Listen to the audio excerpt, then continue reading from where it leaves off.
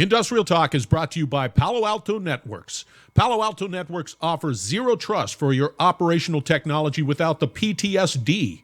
If you're in the digital transformation game, keeping operational technology secure and running smoothly is a tall order.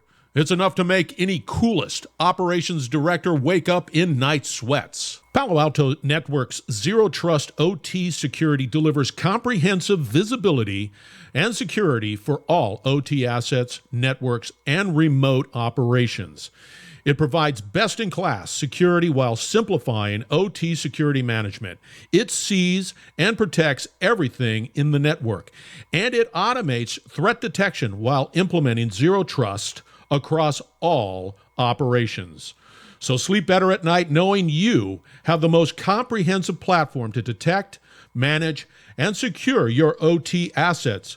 Learn more about the Palo Alto Networks Zero Trust solution. Go out to PaloAltoNetworks.com. That's PaloAltoNetworks.com. Find out more. You will not be disappointed.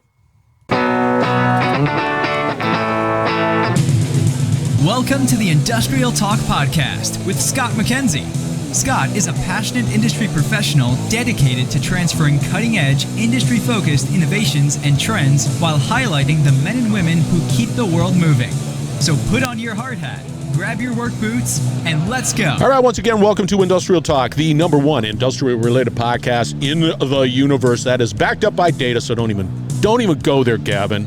And it is a platform that is dedicated to industrial professionals all around the world because you're bold, you are brave, you dare greatly, you innovate, you solve problems, and that's why we celebrate you on this platform, Industrial Talk. We are broadcasting on site, PowerGen 24. New Orleans is the location, and it is great. They just opened the doors, and now we get a lot of people just wandering around looking at all the mad technologies and solutions. It's a lot of fun. I haven't had a chance to walk around, Gavin, and so I feel bad about that, but I want to walk around and look at all the tech and mad solutions. As you can tell, Gavin's in the house. Let's get cracking. So, Gavin, having a good conference? Fantastic. Turnout's been great. Obviously only the second day, but we had a lot of footfall on the booth yesterday. It's been a great show so far for us. Propane Education and Research Council. Correct, yeah. We're a body of people established by an Act of Congress in 1996. Now our job is to promote the technology that consumes propane and therefore grow the business for the technology itself, but also obviously for the fuel that goes along with it. Yeah, it's interesting. Before we get in that conversation, give us a little 411, a little information about who Gavin is, and then we're going to venture into the world of propane. Perfect. So my name's Gavin Hale. I'm the director at PERT responsible for product development, so defining the strategies that we deploy and the technologies that we work with to develop sustainable technical partnerships in the various segments that we serve, so student transportation, on-road trucks, power generation, agricultural markets. Propane's used everywhere, and our job is to amplify that. So I've been with the council for just over a year. Prior to that, I worked for Deutz Corporation with responsibility for some development work, but business development primarily. Prior to that, I worked for a company called Power Solutions International, did some work for them in Europe and established some of their key accounts here in the US. And then 20 years with Caterpillar Engine Division, working all over the world. So I worked in Europe, Middle East, Asia, US, of course. Mad skills, really. That's mad skills. Why did you decide that you wanted to go, or how did your journey bring you to the Propane Council? How did that happen? So the fundamental background for me is product, so development and sale of product, and I wanted to kind of have a bit more of so my saying is there's always one more adventure. Yeah. And the adventure for me was to take myself away from direct responsibility for product development and business development for a defined piece of technology, to become more of a fanner of flames for the overall market that can use that technology. And over the years I've developed relationships with all the major engine manufacturers, for example, globally, And I use those relationships along with the team that works for PERC to grow the business, to get people interested in the technology, interested in using propane as a fuel, and increasingly renewable propane. It's a great energy source, US made. For me, take us through just the manufacturing. Now, we a lot of conversations been around renewables, using certain types of fuels. You're the first individual that we are speaking specifically around propane and the use of propane as a fuel. Take us, everybody knows natural gas. Yeah. The only people that I know about that use propane are the ones that live in the country, and they got a tank. And that's a worthy market, but it goes way beyond that. So propane it's kind of like a miracle fuel. This sounds like a super high-end thing, but it kind of is in its own way. Produced as a byproduct of other refining processes, we develop an excess capacity. A lot of it gets exported. So we've got this base availability of fuel. You can put propane in a tank and leave it for 50 years, and from a molecular standpoint, you'll get the same product out of that tank. It's propane. It's propane. Whereas it doesn't degrade over time. No, it doesn't. It's perfect, and it lends itself to efficient combustion. This is a power generation show. Engines are core to power generators. Efficient combustion, low emissions, very, very clean, very, very low, next to no soot content, for example. So when you see a propane engine that's been designed correctly, you've got really efficient combustion, very, very simple after treatment, no need for filters or anything like that, just a simple catalytic converter like you have on your car. Yeah. That's the technology. It's a very compelling fuel, and perhaps more of a direct connection with where we are today at the PowerGen show. As we move forward, as society moves forward, the capability of the grid that we have to provide the electricity that we need becomes more and more marginal. And propane is an excellent fuel for power generation to bring that energy source back into a local environment. So if you think of a microgrid, a community or an industrial complex that relies on its own power. And the beauty is we don't compete with other technologies. We sit alongside other technologies. So a microgrid serving, a hospital or a small community might have solar. Great, we like solar when the sun's out. It might have some wind generation capability. That's great. It's infrequent. It's not reliable, but it's good clean energy. With propane as a source to support that. It's sort of a base load in a sense, right? It's Correct. just like it's there. It's predictable. It's not something that's going to say, I hope it works today. It's reliable. It's low emissions. It's low cost. We've got 3,500 propane marketers spread across the US. Supply is not a problem. If you remember, I said earlier that 70% of the propane made in the US is exported. Well, that could be 50%. Is that really? Yeah, correct. That's a true statement.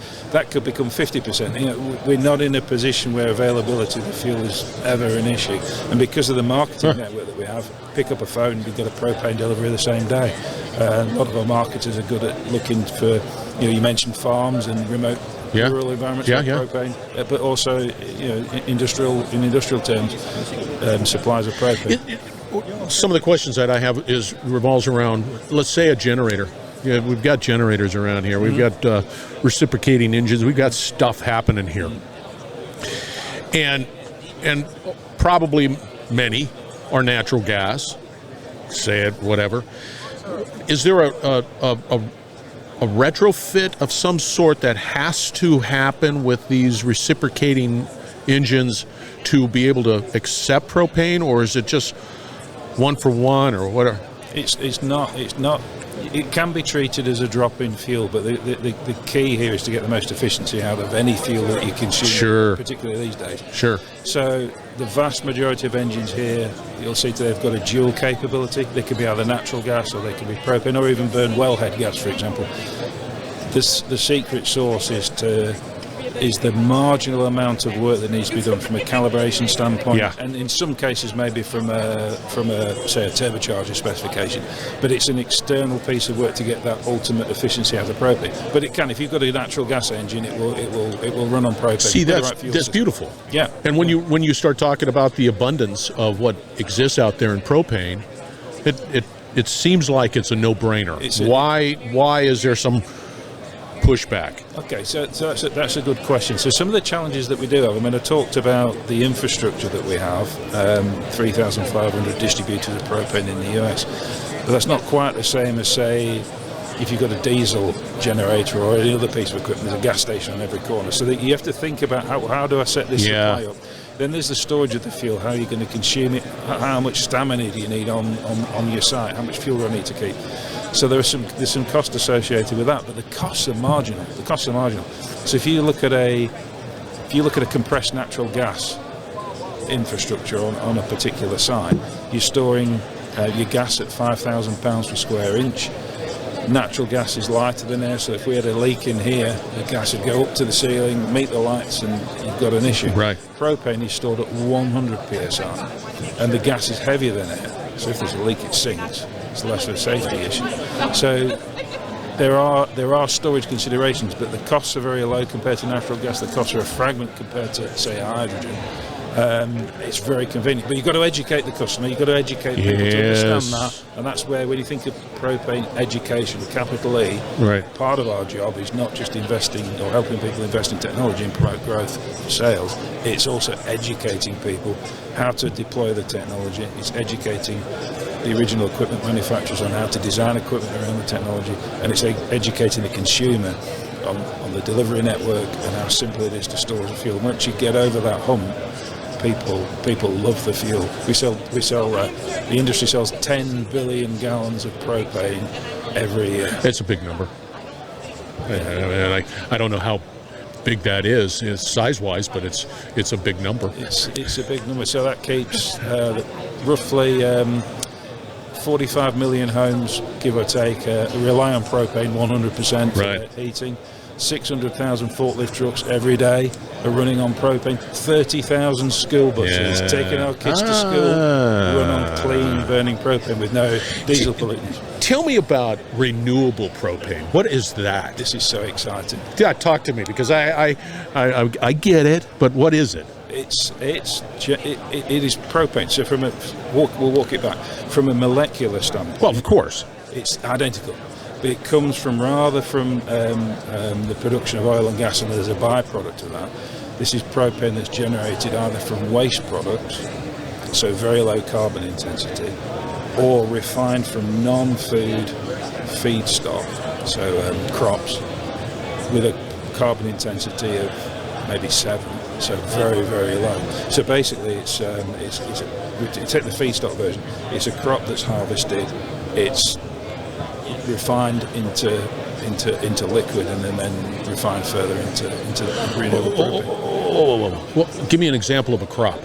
Camelina is a good example. So camelina, which I'd never heard of it until... You just blew my mind. I'm thinking to myself, I'm going to grow hair before I understand that. You need to grow camelina. Camelina is a crop with a very, very high oil yield, so it's an excellent source for creating renewable propane. It's a non-food crop. I mean, technically, I guess you call it a weed. It will grow anywhere. It will grow in almost desert-like conditions. Yeah. It will grow in the bayou just down the road.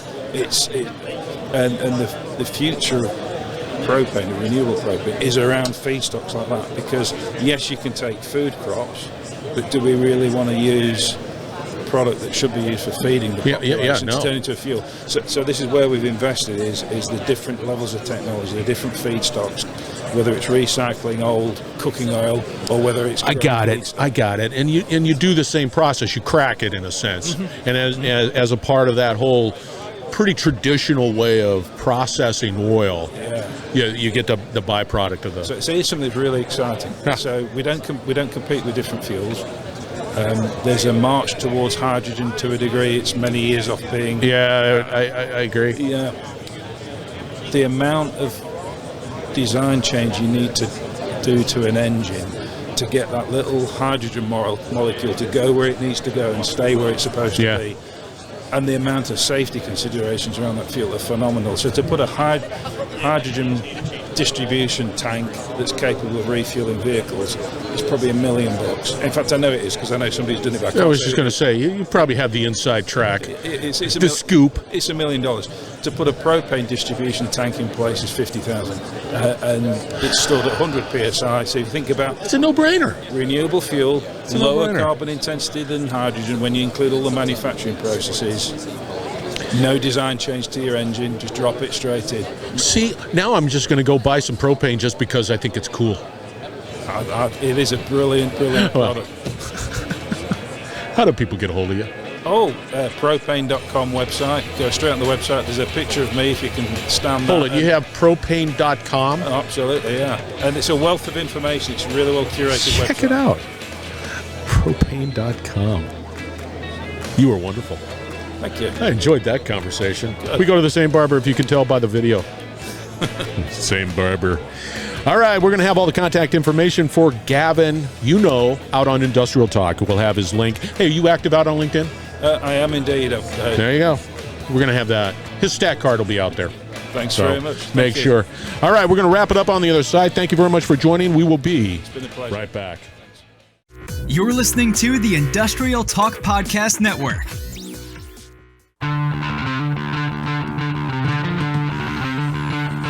Another great conversation. Really enjoyed that chat with Gavin. Gavin Hale, Propane Education and Research Council. Go to propane.com. Find out more. You will not be disappointed. That was a great conversation. That was PowerGen 24, New Orleans, Louisiana. And you need to put that on your calendar for next year. That is a must. If you're in the power, if you have any interest in power generation, you'll get answers there. A lot of great professionals. Really enjoyed it. All right. You need to be a part of this ecosystem. You need to be a part of Industrial Talk. Go out to industrialtalk.com and you will find all the information that you need to be a part of that ecosystem. If you have podcasts, let's put it out on Industrial Talk. I'll promote it all day long. Just reach out, click a button, let's talk. All right. Be bold, be brave, dare greatly. Say it all the time. Hang out with Gavin, and you will be changing the world. We're going to have another great conversation coming from PowerGen shortly, so stay tuned.